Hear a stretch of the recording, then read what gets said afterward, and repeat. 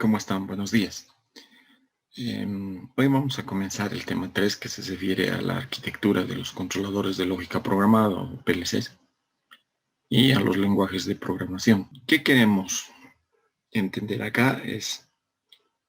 Cuáles son las competencias a desarrollar. Es que se entienda claramente cómo están construidos los PLCs.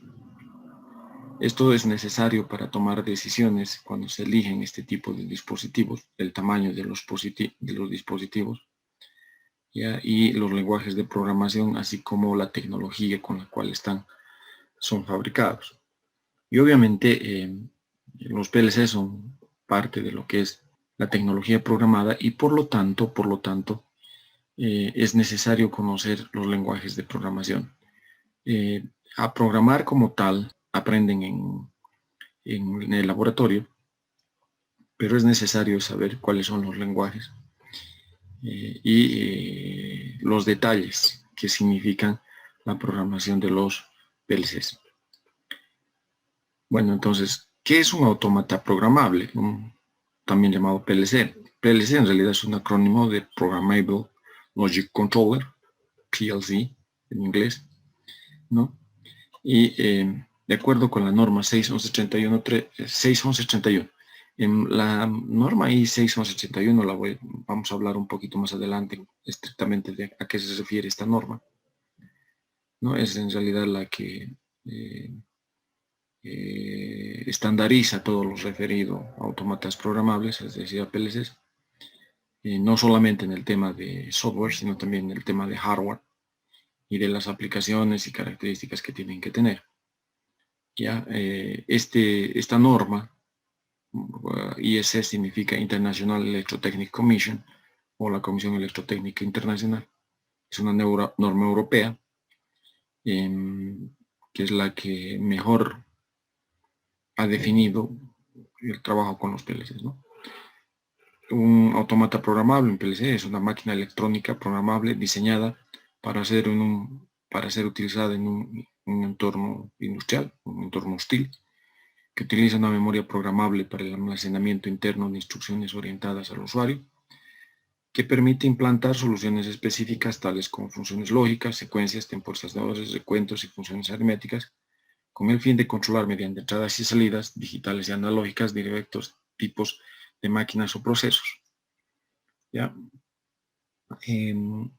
Aquí no aparece el término, pero es importante mencionarlo, que todo esto, el controlador, o sea, el PLC hace un control en tiempo real, ¿no? Es decir, que trabaja en forma directa con la máquina y el proceso y que toma decisiones lo suficientemente rápidas como para no producir retardos ni accidentes debido a la velocidad con que se procesan las órdenes, ¿no? Utiliza electrónica de estado sólido, es decir, son dispositivos basados en semiconductores, ¿no? Bueno, aquí hay una gama, fíjense, este es un alembrable. Estos los que he puesto son toditos de gama media o gama alta. Ya más adelante vamos a ver qué significa gama media o gama alta. Este es un PLC alembrable, Control Logic. Este es un SIMATIC S7300, como estos PLCs tenemos en el laboratorio. Este es un Modicon Premium, también es de gama media. Un PLC Coyo DL405, un Omron CJ1, un General Electric RX3i, un Mitsubishi IQ. Les estoy mostrando esto para que entiendan que hay una página web en la red que monitorea todas las marcas y modelos de los PLCs. Y si entran a esa página web, se van a encontrar que en este momento hay registradas más de 200 marcas de PLCs en todo el planeta. Entonces, cada país, cada tecnología, cada marca tiene sus propios modelos y por lo tanto, aprender a programar PLCs es una tontería tratar de aprender a programar todos los PLCs, es decir, todas las marcas. Tendrían que aprender 200 formas de programar diferentes. Los lenguajes están estandarizados, como van a ver, son 5 lenguajes. Sin embargo, la forma, el interfaz, el software que permite la programación de marca a marca son diferentes, incluso de modelo a modelo dentro de una misma marca son diferentes.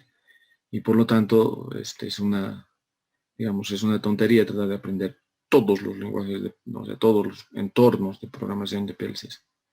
Lo que hay que hacer es analizar los conceptos básicos de programación y en el momento que sea necesario aprender el software de programación que es el adecuado para la marca y el modelo específico. ¿Ya? Por eso les muestro esta gama. Hay muchísimas marcas disponibles en el planeta sobre controladores de lógica programada o también llamado PLCs. Fíjense, este es un modelo muy pequeño. Algunos le llaman un pico PLC, otros le dicen relé programable, pero este PLC muestra, este es un PLC, muestra todas las partes que tiene un PLC, desde un terminal de programación, que es esta pantalla de litio, los elementos auxiliares de programación, que son estos 4 botones, ¿no? Incluidos estos 2 que sirven para escape y un botón de enter, ¿no? Fíjense ahí su terminal de conexión para una terminal de programación externa o para ponerlo en red. Aquí están las entradas digitales, aquí abajo están las salidas digitales. Fíjense las salidas, aquí está claramente, dice eso, las salidas son 4 salidas a relé. También vamos a ver ahora el hardware de las salidas, ¿no? Y tiene, por ejemplo, una extensión para conectarse a una red de área local que está ubicado en esta parte del PLC, ¿no? Tiene todas las características de un PLC de gama grande, solo que con pocas entradas y pocas salidas. Fíjense este pequeña compuertita que está acá, sirve para conectar módulos de entradas y salidas adicionales que podrían ser necesarias si queremos ampliar, ¿no?, el número de entradas y salidas del dispositivo, ¿no? Fíjense, este es un PLC Simatic S7200, también lo tenemos en la carrera. Este es llamemos así, el CPU, o sea, tiene igual todas las características. La diferencia con este otro es que no tiene este terminal de programación. A pesar de que este es más pequeño, tiene hasta un terminal de programación. Este no tiene un terminal de programación, pero bueno, está metido en una sola caja, las entradas, las salidas, el CPU, entonces todas las características. Estos son módulos de expansión de entradas y salidas. Fíjense, estas son entradas y salidas digitales en corriente continua y estas son entradas y salidas entradas de corriente continua, salidas a relé. Esto que están viendo acá en el lado izquierdo es un módulo de expansión para comunicaciones, ¿no? Este tiene en esta parte, fíjense aquí una pequeña compuertita, este tiene la posibilidad de conectarse, pero en términos básicos, digamos, ¿no? O sea, solo un punto. Si ustedes quieren tener protocolos de comunicación diferentes, ¿no? HART, USB, serial, etcétera, etcétera, van a tener, o sea, hay que incorporar un módulo como estos que es específicamente para todos los protocolos de comunicaciones que podríamos necesitar para conectarnos con este dispositivo. Obviamente este es un modelo que se denomina escalable. ¿Qué significa escalable? Tenemos el módulo básico y de acuerdo a las necesidades lo único que tenemos que hacer es escalar, valga la redundancia del término, los módulos necesarios para aumentar entradas, salidas o para aumentar características de comunicación. ¿Ya? Este es exactamente igual que el anterior. Este ya es un PLC de gama media, ¿no? Este es un Simatic S7300 que lo tenemos en la carrera. Ya tiene todas las características igual que un PLC pequeño, solo que fíjense, este viene con 2 módulos de entrada y salida que están acá. Este es su módulo de conexiones, los módulos de entrada y salida. Solo que este PLC, si necesitamos poner más módulos de entrada y salida, a continuación simplemente poner los módulos correspondientes, ¿no? Se dice de gama media, este es uno de gama media porque la cantidad de módulos que se puede expandir es muchísimo mayor que la cantidad de módulos que podemos expandir, por ejemplo, a este Simatic S7200. ¿no? Este es un PLC de gama media por la cantidad de entradas y salidas que maneja. Fíjense que este es el puerto básico de comunicación. Si quisiéramos tener más posibilidades de comunicación, por ejemplo, USB, o otro protocolo de red que sea necesario, necesitamos introducir un módulo específico para ese tipo de comunicaciones. El dispositivo viene con un puerto de comunicaciones básico. Si hablamos de una breve reseña histórica, ya, aquí se muestra lo que ha ocurrido en el transcurso del tiempo en forma de un graph-set. Más adelante van a ver que este es un graph-set. Un controlador basado en relés electromagnéticos se utilizó hasta 1947, digamos. No se olviden que el uso extensivo de la energía eléctrica comenzó a principios del siglo XX. ¿Ya? En 1947 ya se hacen controladores basados en relés, ¿no? Una frecuencia de trabajo de aperturas y cierres de máximo 1 en un segundo, ¿no? Este GS significa aperturas y cierres de los contactos en un tiempo de un segundo. Hay una necesidad de mejorar la velocidad, el volumen y la fiabilidad.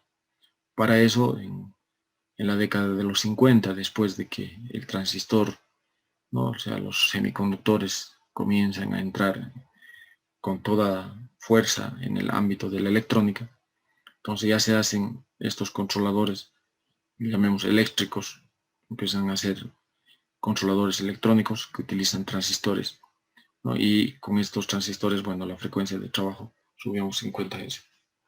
Sigue habiendo la necesidad de mejorar velocidad, volumen y fiabilidad, y aparecen los controladores basados en circuitos integrados. Fíjense, todo esto todavía es tecnología cableada, ¿no? Esto aparece en la década de los 60, la frecuencia de trabajo sube a 100 Hz, ¿no? Es necesario un cambio tecnológico, una idea diferente de lógica cableada a lógica programada. Por una simple razón, y esto lo hace la General Electric, ¿no? La General Motors, en su departamento de automatización hidráulica, porque resultaba que cada vez que se probaba un controlador, ¿no? Y se necesitaba construir uno nuevo, o se necesitaba probar uno nuevo, había que construirlo de nuevo, o sea, había que desarmar todo lo anterior y construirlo de nuevo, y eso era caro. Entonces, a partir de ahí hacen una licitación, y en esa licitación se presenta precisamente Modicon, ¿no? Y gana la licitación porque propone un sistema tecnológico basado en lógica programada que es reutilizable, ¿no? Es decir, que no se necesita reconstruir la parte del controlador, es solamente cambiar el programa, ¿no? Ahí comienza el controlador basado en ¿no? El controlador basado en microprocesadores, aparece en 1971.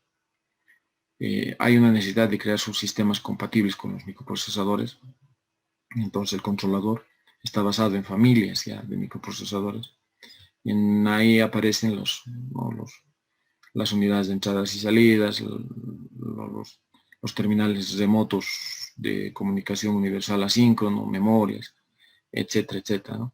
Todo lo que permite la tecnología programada, ¿no? Entonces hay una necesidad de crear sistemas que integren, optimicen y se especialicen, y ahí empiezan a aparecer las divisiones, ¿no? Aparecen los PLCs, el computador monopastilla, o también llamado microcontrolador, ¿no? Aquí está el microcontrolador, la PC industrial y los reguladores digitales. Cuando estamos hablando de reguladores digitales, estamos hablando fundamentalmente de los controladores PID.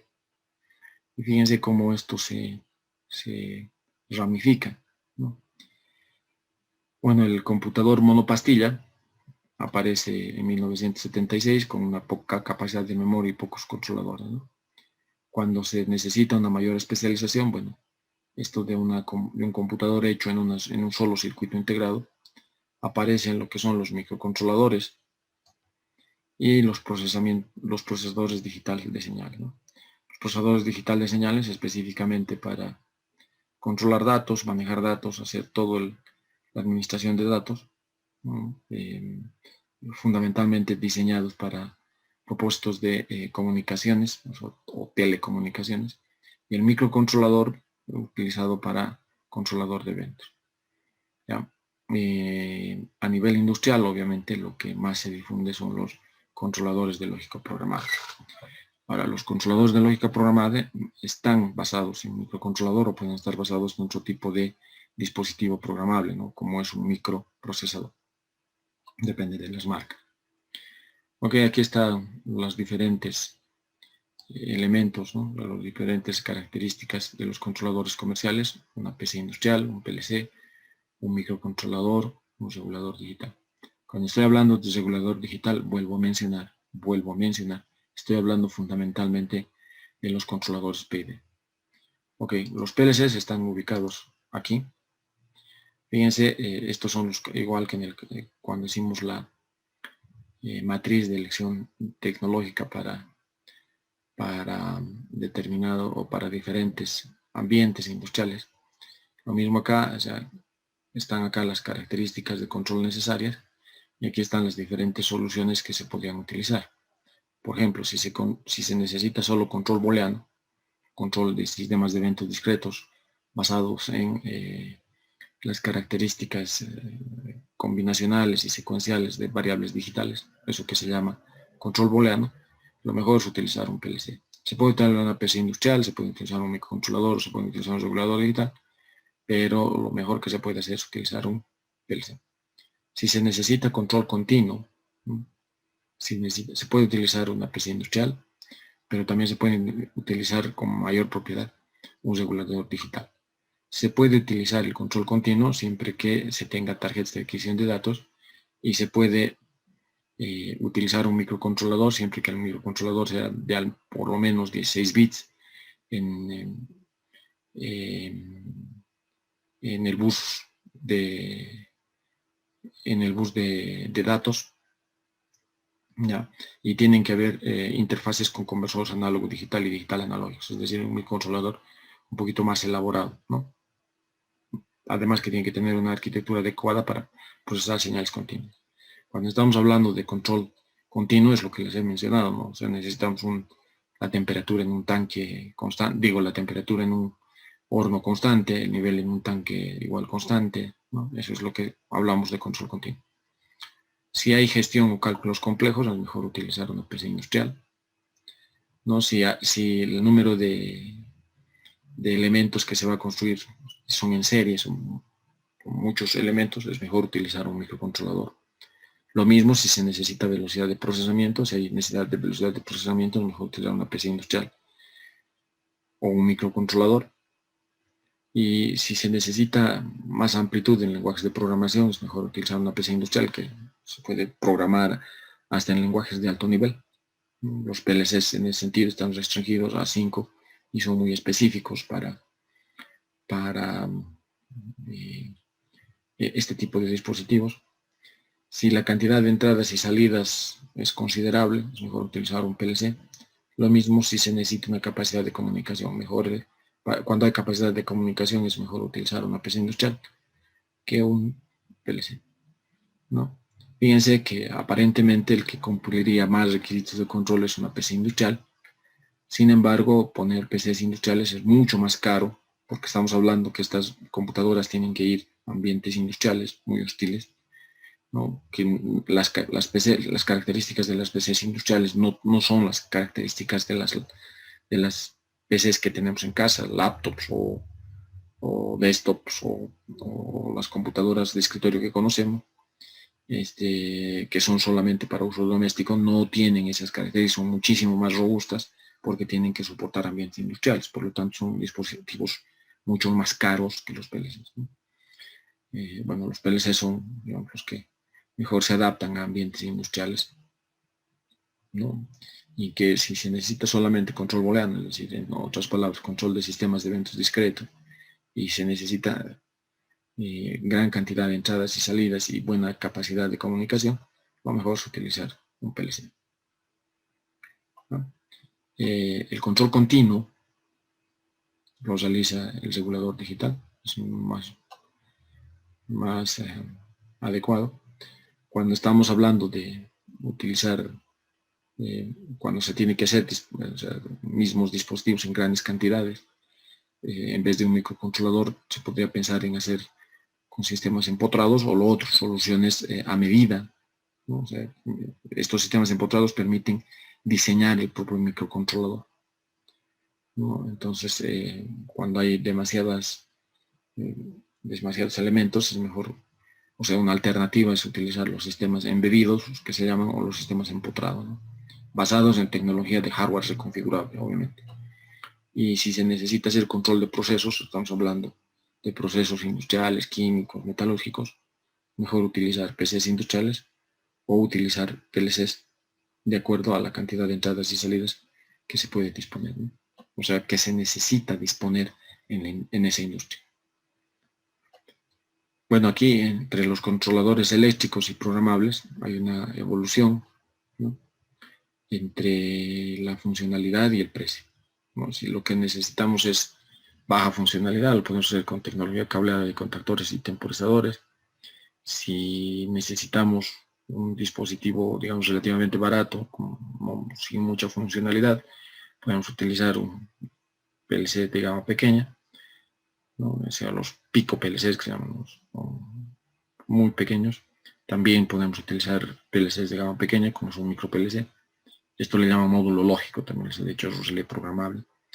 O si necesitamos una gran funcionalidad y no es complicado el precio, tenemos que utilizar un PLC de gama mediana o gama grande.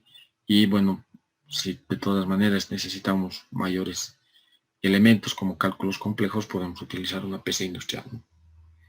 Bueno, pero aquí está el PLC. Hay limitaciones en el entorno industrial de un PLC. Los PLC surgen, ¿no? Los PLC surgen como máquinas eléctricas diseñadas para trabajar en un entorno industrial muy hostil. ¿Qué es ese ambiente industrial hostil, no? Fíjense, el ambiente físico y mecánico, ¿no?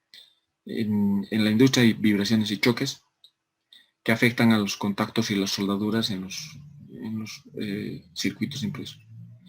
Hay ambientes muy húmedos, digamos una humedad mayor al 80%, que puede producir condensaciones y eso acelera la corrosión en los contactos y en todos los dispositivos de tipo metálico. Si la humedad es menor al 35%, como es por ejemplo nuestro ambiente aquí en Oruro, van a haber potenciales eléctricos, o sea, las descargas eléctricas estáticas, ¿no?, porque se genera mucha estática. Hay una alteración de la lógica de control precisamente porque aparecen este tipo de descargas, ¿no? Si la temperatura es elevada o baja, afecta a la electrónica, a su comportamiento. Entonces la solución para trabajar en este ambiente es un dispositivo que tenga aislamiento y estabilidad térmica y de humedad. Cuando se va a trabajar con PCs industriales, incluso se crean ambientes especializados como los data centers, por ejemplo, ¿no?, que ahora conocemos, que dan un nivel de aislamiento y estabilidad térmica suficiente como para que los dispositivos trabajen.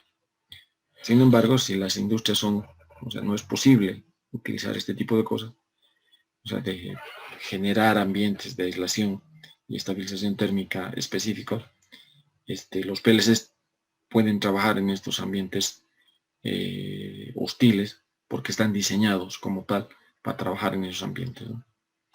Fíjense, si hay ambientes de polución química, aparecen gases corrosivos, vapores de hidrocarburos, polvos metálicos, minerales, etc., ¿no?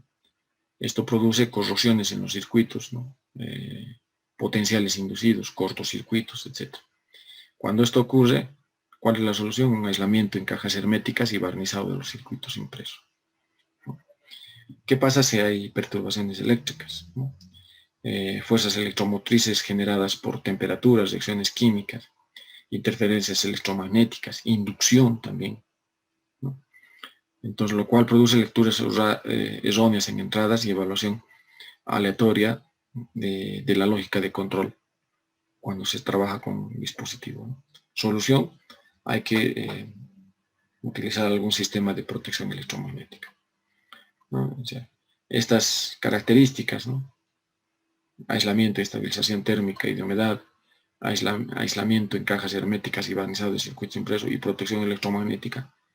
Los PLCs tienen, ¿no? Tienen estas características, tienen estas propiedades que les permiten trabajar en estos ambientes industriales, ¿no?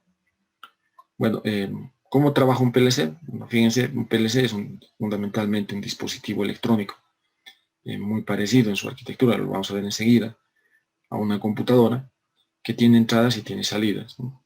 Entonces, las salidas manda órdenes al proceso, el proceso, digamos, recibe las órdenes y procede como para lo cual está diseñado o construido el proceso, y responde a través de los sensores, ¿no?, a lo que está mostrando qué está pasando en el proceso, que sirven como entradas a los PLCs. Dentro de estas entradas también se contemplan las entradas que son órdenes del operador, botoneras de inicio, de parada, etcétera, etcétera, ¿no? Esto se puede monitorear mediante una interfaz hombre-máquina que está conectado en forma electrónica mediante una tecnología de red con el PLC para ver lo que está pasando en la evolución del proceso. Lo que se tiene acá en el interfaz hombre-máquina normalmente es un mímico, es decir, una representación esquemática, ¿no?, mediante dibujo del proceso puesto en una pantalla dentro de la pantalla de la interfaz hombre-máquina del HMI. ¿Está bien? Esta conexión entre el PLC y el HMI normalmente se lo hace con una tecnología de red. Lo que les mencionaba, esta es la arquitectura interna de un PLC.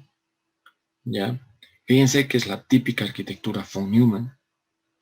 Hay un bus de direcciones, hay un bus de datos, está la memoria de acceso aleatorio, está la memoria programable, ¿no?, o memoria de solo lectura, que en realidad es ahora borrable y programable. Está el procesador. Procesador dentro de un PLC podría ser un microprocesador o podría ser un microcontrolador.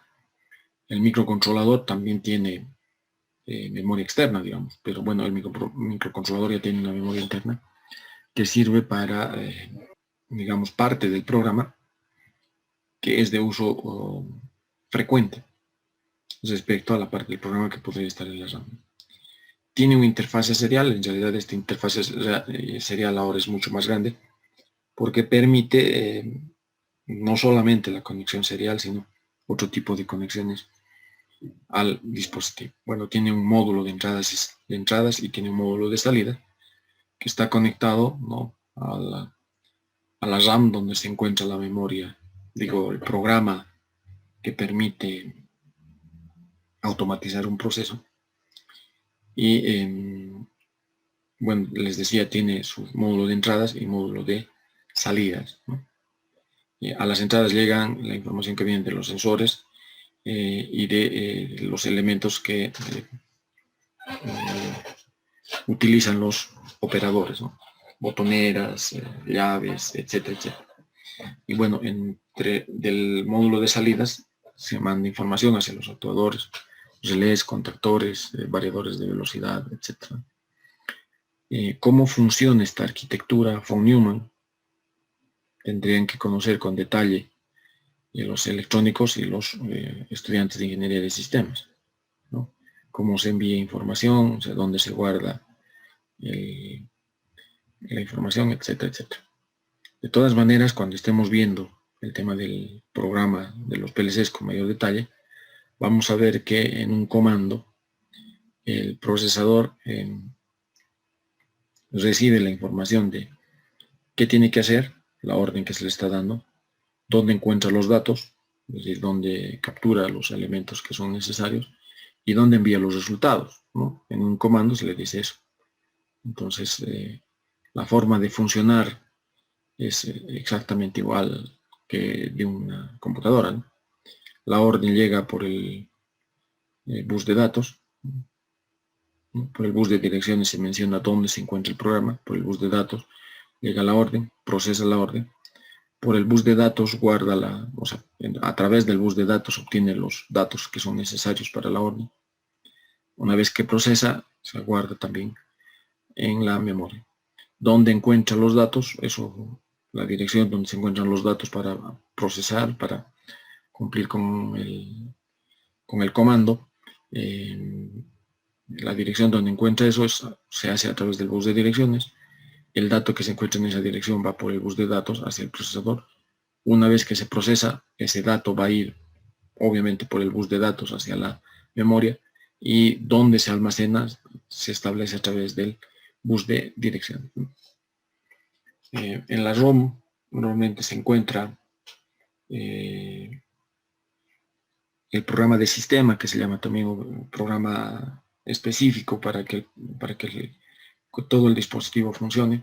Eso que en las computadoras le llamamos el BIOS, ¿no? El programa de sistema, que permite que el PLC funcione, ¿no?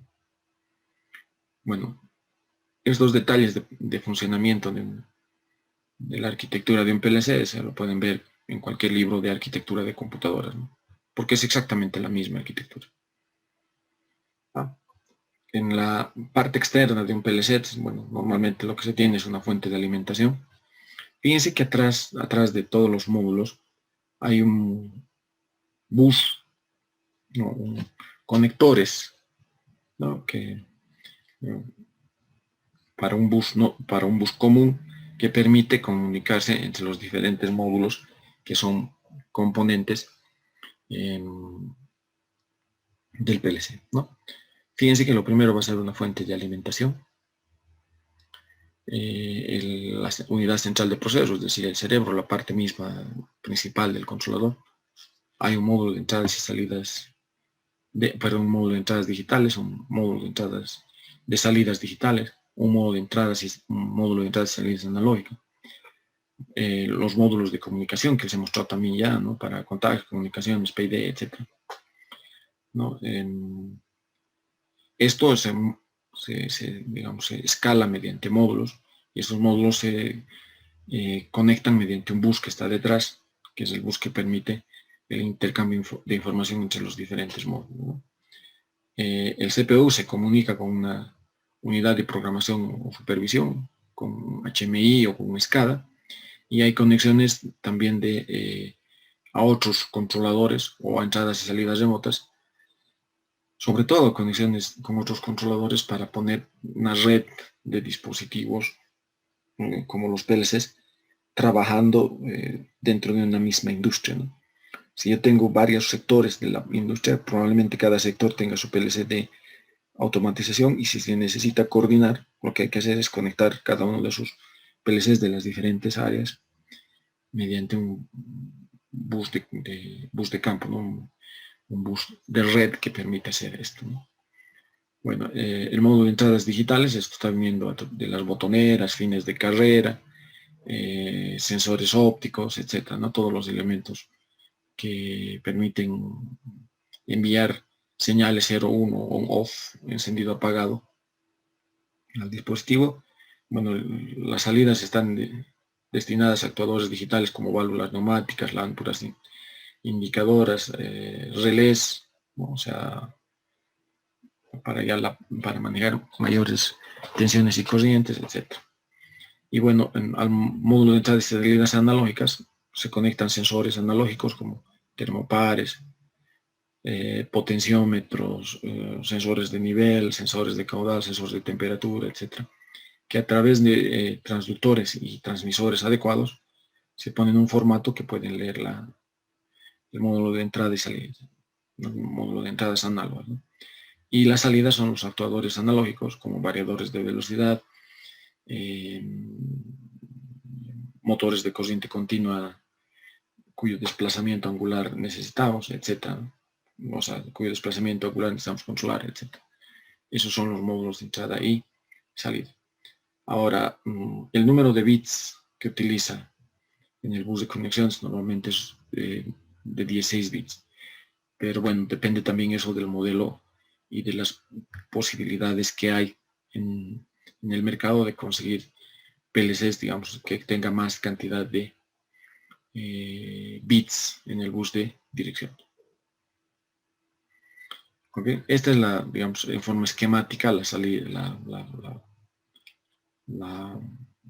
forma en que aparece un PLC en forma general, ¿no? La fuente de alimentación, la power supply también se llama, el módulo básico, el CPU, donde está el cerebro, los módulos de comunicaciones y a partir de ahí los módulos de entradas y salidas analógicas. También existe la interfase de ampliación, es decir, los elementos que permiten seguir conectando más módulos a este PLC. Módulos de entrada y salida, módulos de entrada y salidas análogas, etc. Aquí está lo que les mencionaba. Parte de aquí es la fuente de poder, el siguiente es el CPU. En este CPU obviamente están los terminales de comunicación en este caso. Y estos son lo que les decía, los racks, llamemos así, donde se conectan donde se introducen las tarjetas que son necesarias, ¿no? Como se ve acá. Acá están vacíos, aquí están llenos, es el mismo PLC. Están llenos, o sea, por ejemplo, le han adicionado un módulo de comunicaciones, ¿no? Le han adicionado un módulo de entradas y salidas análogas, y este primero es un módulo de entradas y salidas digitales que se conectó a la primera ranura, el primer slot se llama, del PLC. Si necesita más entradas y salidas, podemos tener este tipo de racks enchufable, digamos, ¿no? Es decir, que se conectan fácilmente con el módulo básico del PLC para poder ampliar, ¿no? Si necesita más tarjetas, entonces pueden seguir adicionando racks que permite conectar más tarjetas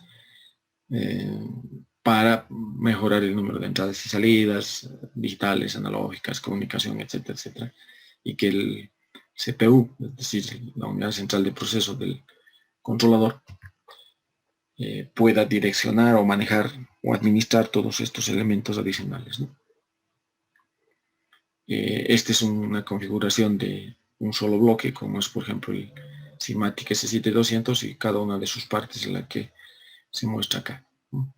Lo interesante de esto es que viene en forma compacta, entradas, salidas, cerebro, todo está metido en una sola caja. Bueno, y hay también posibilidades de seguir escalando, es decir, de seguir introduciendo número de entradas y salidas. Sin embargo, esto no es indefinido. El número de entradas y salidas que puede administrar este PLC es limitado, y que no es lo mismo que de este otro PLC, que es mucho más, se puede conectar más módulos de entradas y salidas que lo que se puede conectar acá. Ok, depende de si las aplicaciones son simples o complejas. Se puede utilizar PLCs desde pequeños hasta medianos. Los pequeños, por ejemplo, cuando el número de entradas y salidas es 46 o menos, o 50, digamos, redondeando, PLCs de gama pequeña. Si el número de entradas y salidas supera 300, PLCs de gama media. Y si el número de entradas y salidas a controlar es más de 2000, tenemos un PLC de gama grande, ¿no? Bueno, o sea, digamos, la gama lo determina la cantidad de entradas y salidas que puede manejar un PLC, ¿no? Que puede administrar un PLC. Hablemos de la metodología de la programación, y para ello hagamos algunas definiciones básicas. Primero, ¿qué es un programa? Un programa es un conjunto de instrucciones que le dicen al dispositivo qué tiene que hacer. Fíjense que las definiciones se aplican lo mismo a PLCs que a computadoras o cualquier dispositivo programable. Cada instrucción le indica al PLC la operación que se realizará a continuación, de dónde obtendrá los resultados y dónde guardará de dónde obtendrá los datos y dónde guardará los resultados. El programa se escribe en un lenguaje de programación. Los lenguajes de programación evidentemente dependen del dispositivo como tal del que estemos hablando. Los lenguajes de programación de las computadoras no van a ser iguales. Tienen similitudes, pero no van a ser iguales a los lenguajes de programación que tienen, por ejemplo, los PLCs. ¿Verdad? El lenguaje simplifica la creación de los programas debido a la fácil descripción de las instrucciones. Obviamente, cuando hablamos de programar y del lenguaje de programación, exactamente igual que en el caso de las computadoras, en los PLCs también vamos a hablar de lenguajes de bajo nivel y lenguajes de alto nivel, aunque la clasificación que vamos a hacer es un poquito diferente. Agrupa varias instrucciones y da un solo nombre al conjunto, eso es un programa, y resulta fácil la comprensión y resolución de programas. Esto no necesariamente, por eso es que es necesario utilizar un método de programación, un protocolo, una forma de programar específica, que es lo que vamos a hacer, vamos a aprender nosotros cuando estemos hablando de la programación, pero que sea entendible por todos los que participan o todos los que leen este programa, ¿no? La acción de realizar un programa se conoce como programación. Los programas los vamos a clasificar en dos grupos: programas de sistema y programas de usuario. Los programas de sistema son los que vienen ya, digamos, pongámoslo entre comillas, programados de fábrica, ¿no? Son los que realizan las funciones operativas internas del dispositivo, del PLC. Son los que traducen el lenguaje de alto nivel en un lenguaje de bajo nivel que sea entendible para el dispositivo o lo que va a correr en el dispositivo. Incluyen el sistema operativo que maneja los dispositivos de entrada y salida del PLC y el almacenamiento de información.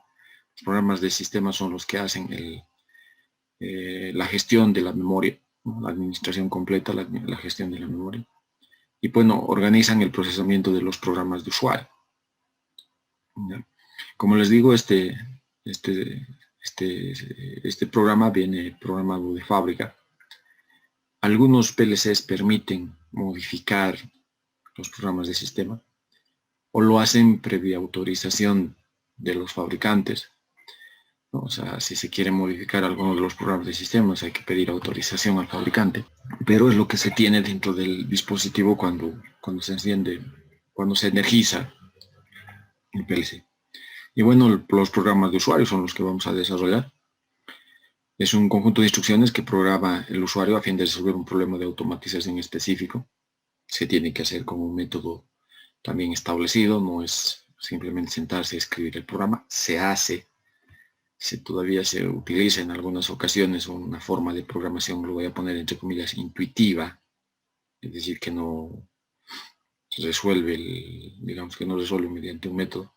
Pero bueno, eso tiene sus dificultades, ¿no? La escritura de algún programa de usuario se hace en un lenguaje que mejor se adapte a sus necesidades o que mejor domine el programador. En el caso de los PLCs, se utiliza en la mayor parte de los casos el lenguaje escalera. Ya después voy a mostrar a qué se refiere el lenguaje escalera.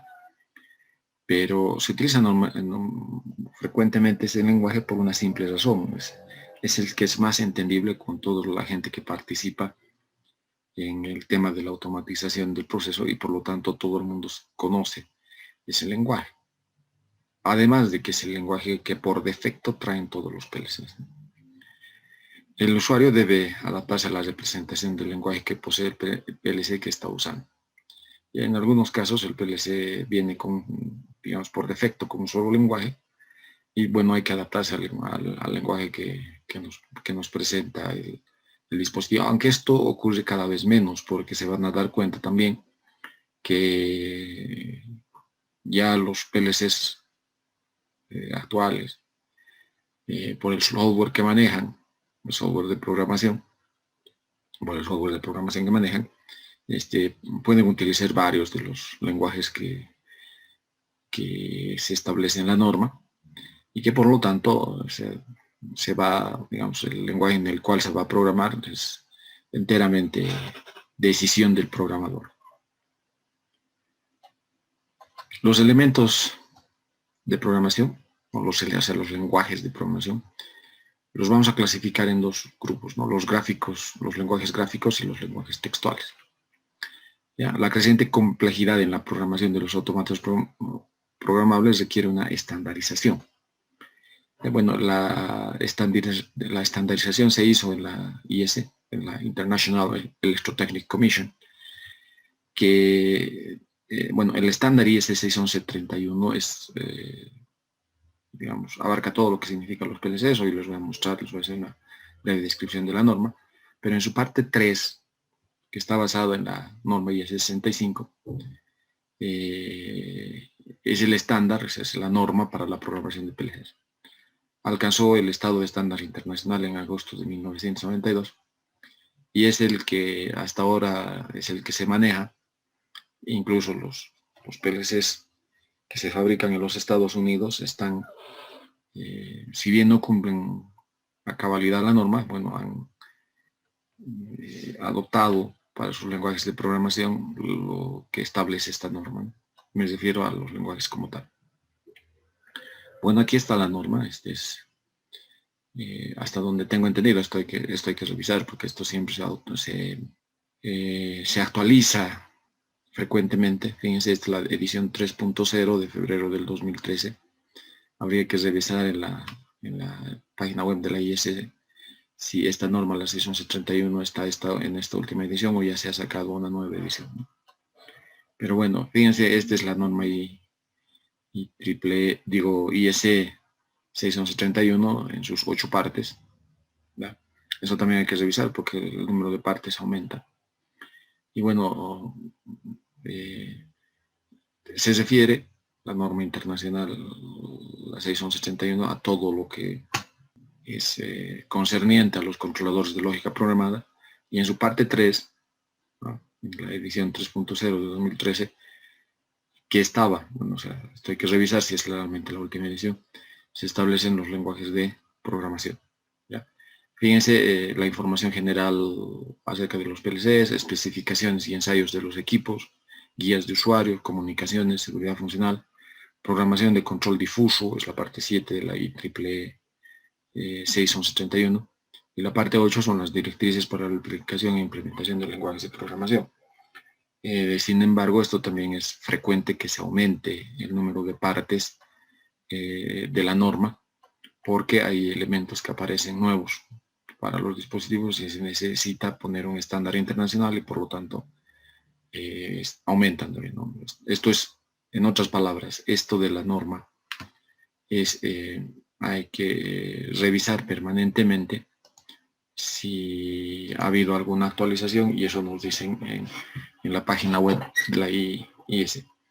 Un pequeño detalle: estos documentos no son accesibles completamente a todo el mundo porque no son documentos gratuitos, ¿no? Si se quiere tener una copia de esto hay que comunicarse con los dueños de la norma y bueno, tiene un costo, ¿ya? Esto tiene un costo porque normalmente este tipo de documentos se utilizan para solución de controversias entre usuarios y programadores o entre usuarios y proveedores de equipos, etcétera, ¿no? Entonces, como esto se va a utilizar en ocasiones, digamos, en desavenencias o en controversias que hay entre usuarios, tiene un costo, ¿no? Porque tiene que tener una fuerza legal, ¿no?, cuando hay ese tipo de problemas. Hay algunas copias pirata, pongámoslo así, disponibles en la red, pero bueno, no, como les digo, si ustedes entran a la página web de la IS, lo que van a encontrar es que esta norma tiene un precio.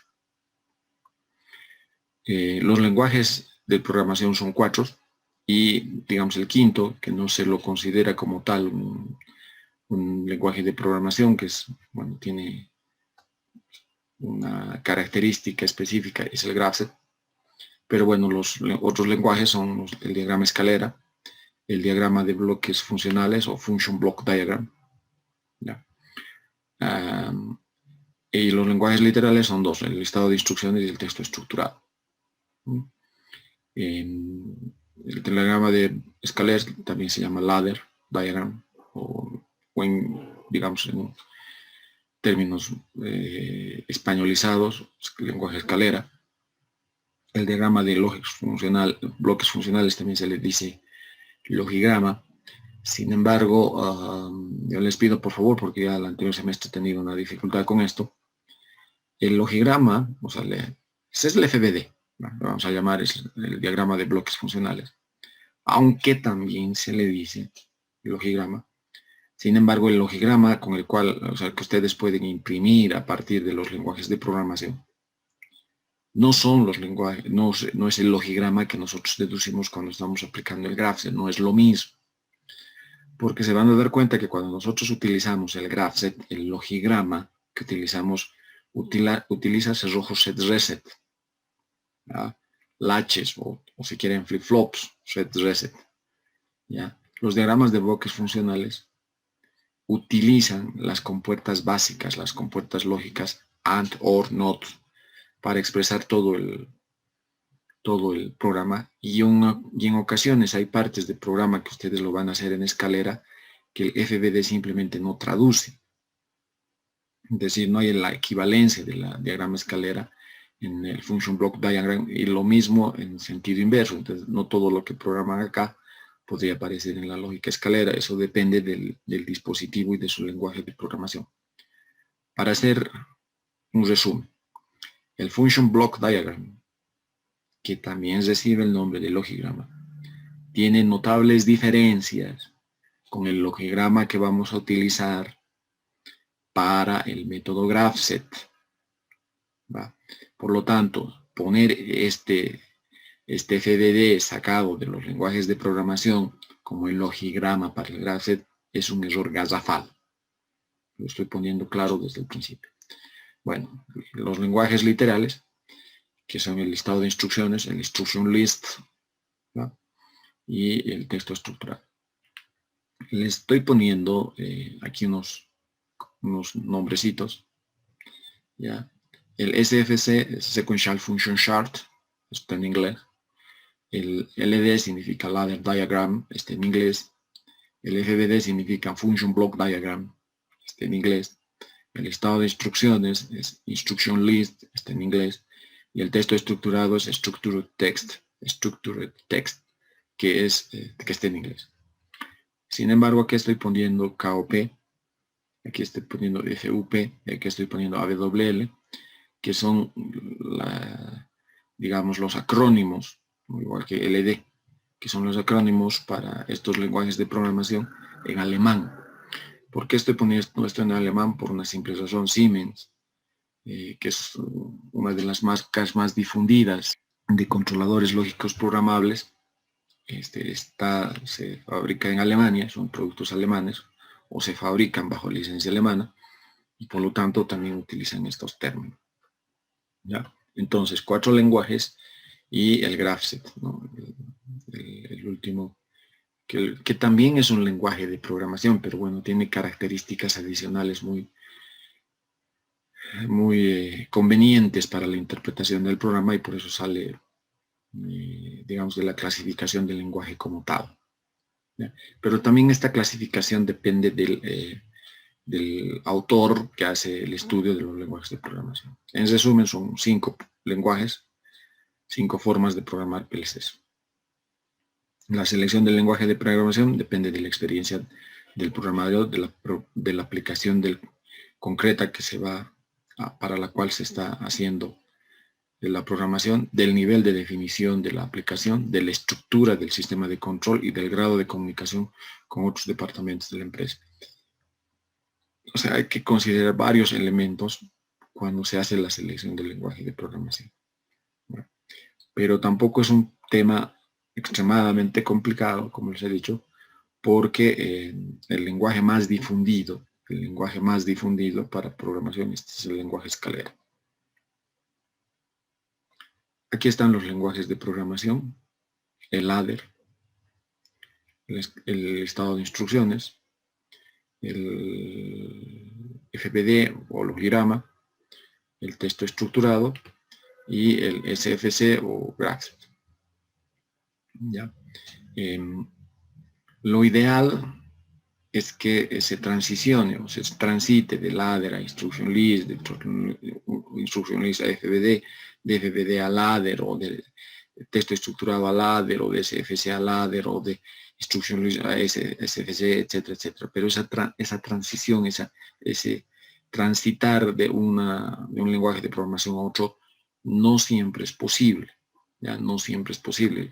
Depende del software que se utilice para la programación. Y no se olviden que el software de la programación es específico para cada PLC, para cada marca, incluso para cada familia de PLC. Entonces, dependiendo de la sofisticación del software de programación, es que se puede transitar, pero no siempre es posible. Por eso, en muchas ocasiones, les digo, en muchas ocasiones, se prefiere mezclar. Les doy un ejemplo bien simplecito. Para Siemens, por ejemplo, para la marca Siemens, todo lo que significa automatización, es decir, control de eventos discretos, lo van a hacer en ladder. Es mejor hacerlo en ladder. Y cuando se trata de programar, por ejemplo, un regulador o un controlador, que es un controlador PID, se prefiere hacerlo en listado de instrucciones. ¿Ya? Y cuando uno va a ver el programa, bueno, hay que verlo como tal, es decir, la parte de automatización hay que ver en lenguaje ladder y la parte de la programación del controlador PID se lo tiene que hacer en listado de instrucción.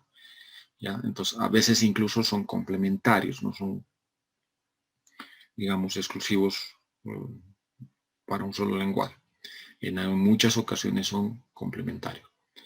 Y bueno, eso es todo referido a los 5 lenguajes de programación. Estos lenguajes de programación están estandarizados en la norma I 61131 en su parte 3. Yo les pido por favor que investiguen. En el Wikipedia, por ejemplo, está bien descrito, ¿no? O sea, qué es la norma 61131 y particularmente para los lenguajes de programación hay una explicación amplia sobre cada uno de los lenguajes de programación. Yo les pido por favor que profundicen sobre este tema porque, y les estoy recomendando además que lo hagan en Wikipedia, por ejemplo. Sería bueno también que busquen esta norma en la red. Están en algunos lugares, algunos son ediciones más antiguas, pero está para que revisen y entiendan perfectamente de qué se trata esto de la programación de los PLCs. Ok, vamos a desarrollar cada uno de estos lenguajes. La lista de instrucciones es un lenguaje de bajo nivel similar al lenguaje ensamblador. Con instruction list o con listado de instrucciones, solo una operación es permitida por línea, ejemplo, almacenar un valor en un registro. Y este lenguaje es adecuado para pequeñas aplicaciones y para optimizar o para mejorar. O sea, esto de optimizar lo estoy poniendo mejorar en el sentido de la claridad de la programación. No hay más, no hay forma más digamos, de ponerlo más claro, o simplemente no hay otra forma de programar que no sea el listado de instrucciones. ¿Ya? Este es un ejemplo del listado de instrucciones hecho para un PLC Siemens. LD no significa ladder, significa load, OR, una operación lógica OR, una operación lógica AND, y igual es una asignación a un bit de salida, ¿no? Este es el listado de instrucciones. El diagrama de contactos, también llamado diagram, es un lenguaje que utiliza un juego estandarizado de símbolos de programación. En el estándar ISE los símbolos han sido racionalizados, es decir, en un número reducido.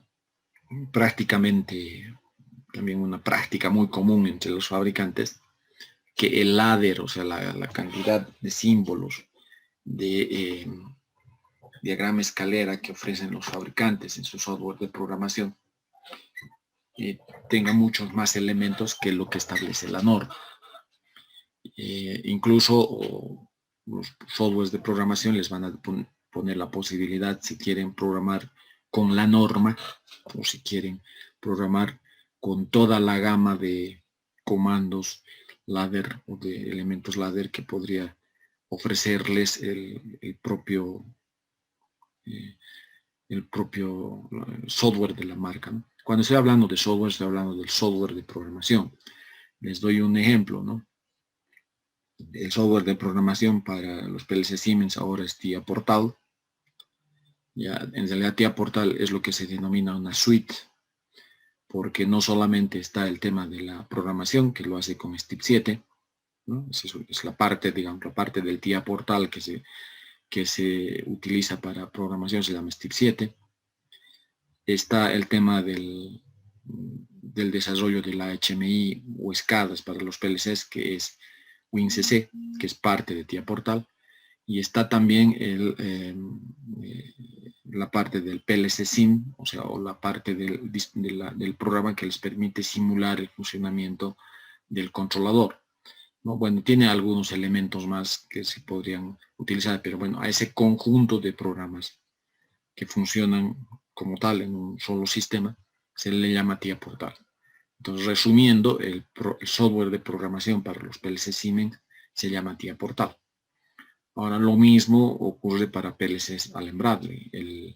El software de programación de los PLCs Allen Bradley en realidad cambia con la familia de PLCs, pero para los PLCs de gama pequeña, por ejemplo, para los MicroLogic, el software de programación es Logix.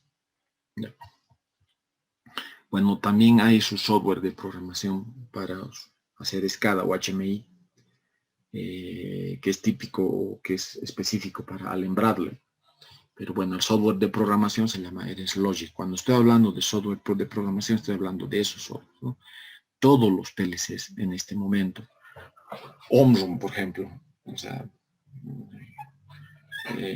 nuevamente, Omron ha también optado por sacar una suite, es decir, un conjunto de programas que sirven para programar sus dispositivos, y se llama CX1. El CX1 también sirve para hacer HMI, sirve para hacer la programación, están varios lenguajes de programación, etc. Cuando estoy hablando de software de programación, estoy hablando de esto, ¿no? Del software que permite al usuario desarrollar el programa que luego va a ser transferido al PLC. La forma de transferencia del programa del PLC, la forma de programación y todo eso lo desarrollan en el laboratorio. El diagrama de funciones lógicas, el Function Block Diagram, es un lenguaje gráfico que permite programar elementos que aparecen como bloques para ser cableados entre sí de forma análoga al esquema de un circuito digital. Es bien parecido a un circuito digital. El FBD es adecuado para muchas aplicaciones que involucren el flujo de información o datos de componentes de control. ¿Ya? Este es típico, ¿no? Fíjense, esta es una compuerta OR, esta es una compuerta AND, este circulito delante significa la negación, etc., ¿no? Esto es el lenguaje de programación de FBD. Por si acaso, este programa traducido a FBD este programa traducido a ladder, perdón, es esto, y este programa traducido a diagrama de funciones lógicas es esto. ¿Ya? Como les digo, este no es, o sea, le decimos logigrama porque utiliza las compuertas, pero esto no es, ¿no? Lo que hacemos cuando estamos haciendo aplicando el método GraphSet para resolver un problema de automatización. El gráfico secuencial de funciones o el GraphSet es un lenguaje gráfico, proporciona una representación de las secuencias del programa, soporta selecciones alternativas de secuencia o secuencias paralelas, los elementos básicos son pasos y transiciones, y como las aplicaciones industriales funcionan en forma de pasos, el GraphSet es la forma lógica de especificar y programar al más alto nivel, ¿no? El más alto nivel de un programa para PLCs. ¿Ya?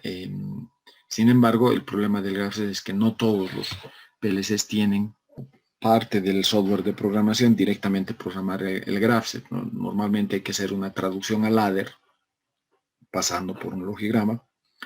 Entonces es bueno aprender esto porque se puede programar GraphSet con ladder, aunque se puede programar GraphSet con el propio GraphSet, es decir, si el PLC muestra la posibilidad de programar como tal. El GraphSet ofrece los elementos, no se programa directamente en Grapset, ¿no? Bueno, este es el Grapset, ya lo conocen, ya les he presentado cuando estamos haciendo los métodos de expresión de la automatización. Fíjense que las herramientas de descripción de la automatización utilizan muchos de estos elementos que ya se utilizan en la programación como tal, ¿no? Por ejemplo, el diagrama de contactos o el diagrama de funciones lógicas o logigrama, también es parte de la descripción de las herramientas de descripción de los sistemas automatizados, ¿no? Bueno, el texto estructurado es un lenguaje de alto nivel estructurado por bloques. Por su sintaxis es parecida al Pascal. Puede ser empleado para realizar sentencias complejas.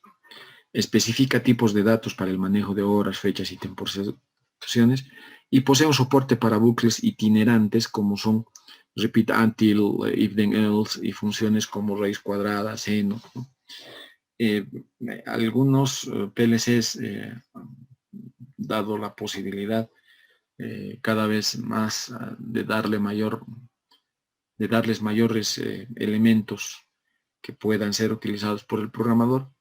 También tienen comandos para transferencia de datos, recepción de datos, para manejo de series de tiempo, ¿no? O sea, controladores PID, por ejemplo, con algoritmos como control predictivo, todo eso. Todo ese tema de, digamos, de programación de muy alto nivel, es decir, con los requerimientos específicos que tienen los programadores, ya están presentes en varios de los softwares que ofrecen los PLCs para sus dispositivos. ¿Ya? ¿Cómo trabaja un PLC? Es importante conocerlo. A ver, el PLC trabaja un poquito diferente cuando corre el programa. A lo que corre un programa de usuario en una computadora. Justamente acá. Ahí. Hay un LED en los PLCs que dice Run Stop. ¿Ya? Si está corriendo el programa, o sea, si el programa ha sido transferido, antes de transferir, por si acaso, la programación se hace en el software de programación. Como este es un PLC Siemens, es un Simatic S7200, lo van a hacer con TIA Portal. Una vez que tienen el programa, hay que transferirlo. Antes de transferirse hace la compilación. Y antes de hacer la compilación, el software de programación, es decir, el TIA Portal, va a revisar que no haya errores de programación. O sea, errores complicados, digamos, errores graves que no permitan que el programa corra. Que el programa esté bien hecho no significa que la compilación se haya realizado. Si el funcionamiento correcto o no del programa depende de quién lo haya programado. Pero bueno, una vez que lo transfieran, lo pueden hacer por hardware. Hay la posibilidad aquí adentro hay, por ejemplo, para un S7300. ¿Ya? Esto. Si ven, eso es. Si ponen, esto es en hardware. Lo ponen en room, el programa está corriendo. Lo ponen en stop, el programa no está corriendo. Y si le ponen en MRS, es que le están delegando el hacer correr o no al software de programación. Exactamente lo mismo hay este tipo de PLCs. Ok, no entremos en más detalle.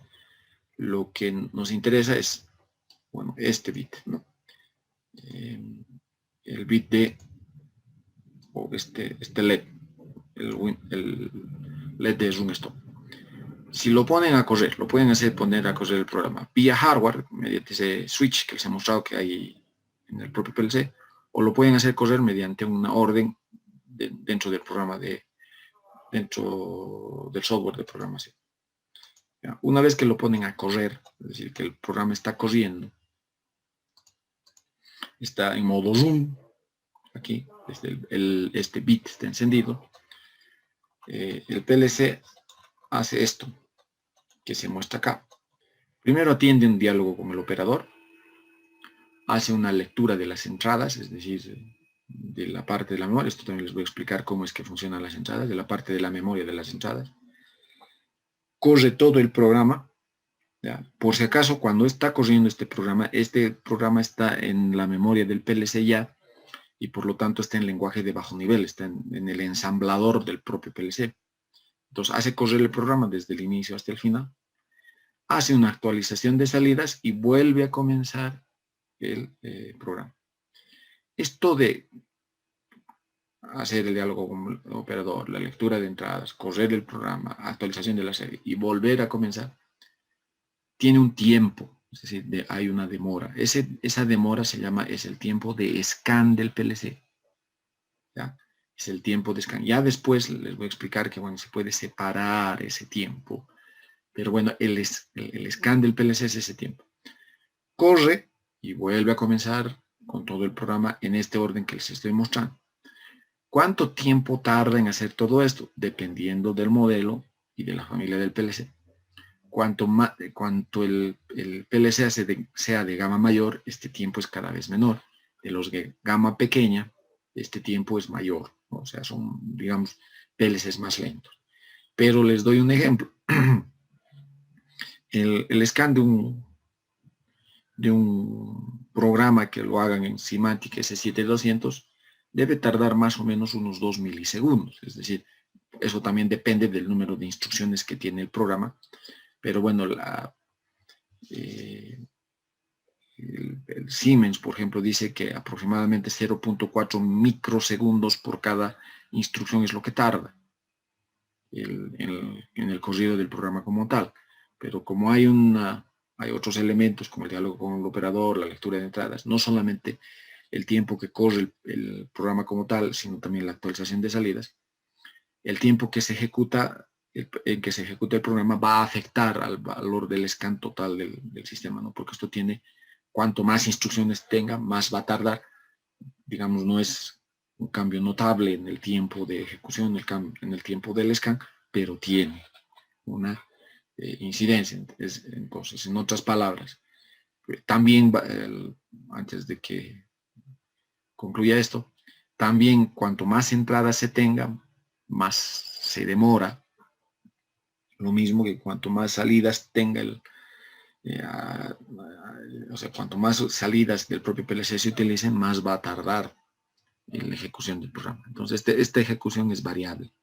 Pero bueno, con todo, por ejemplo, Siemens dice en sus PLCs de gama pequeña, más o menos unos 2 milisegundos, un poco más, un poco menos, tardará en hacer correr todo este programa. Bueno, así es como trabaja un PLC. ¿No? Hacen un diálogo con el operador, hace lectura de entradas, ejecuta el programa, actualiza salidas y vuelve a comenzar.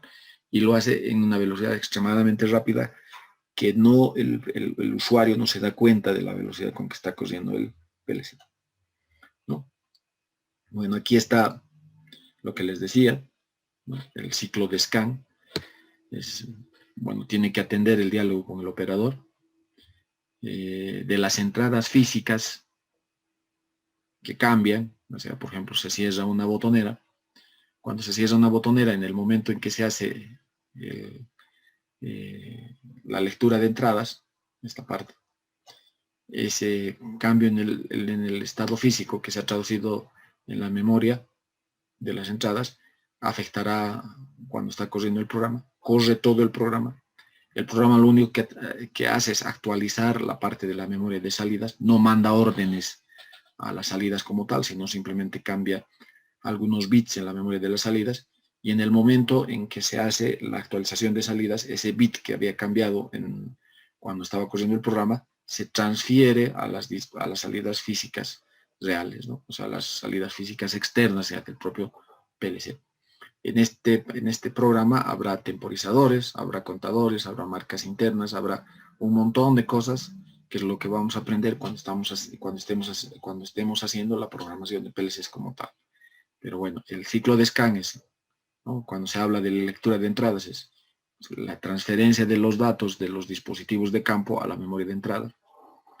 cuando se hace el corrido del programa es precisamente que se resuelva todo esto, ¿no? Cuando se está resolviendo todo esto, hay algunos bits de la memoria de salida que cambian, porque hay salidas que están activando, otras que están desactivando. Y bueno, cuando se hace la actualización de salidas, es la transferencia de los datos de la memoria de salidas a las salidas físicas como tal, ¿ya? Es así como trabaja el PLC. Bueno, por hoy vamos a avanzar hasta acá.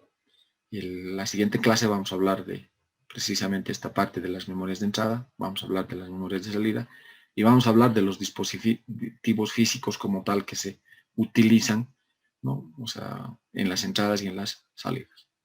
Que tengan muy buenos días y hasta la siguiente clase.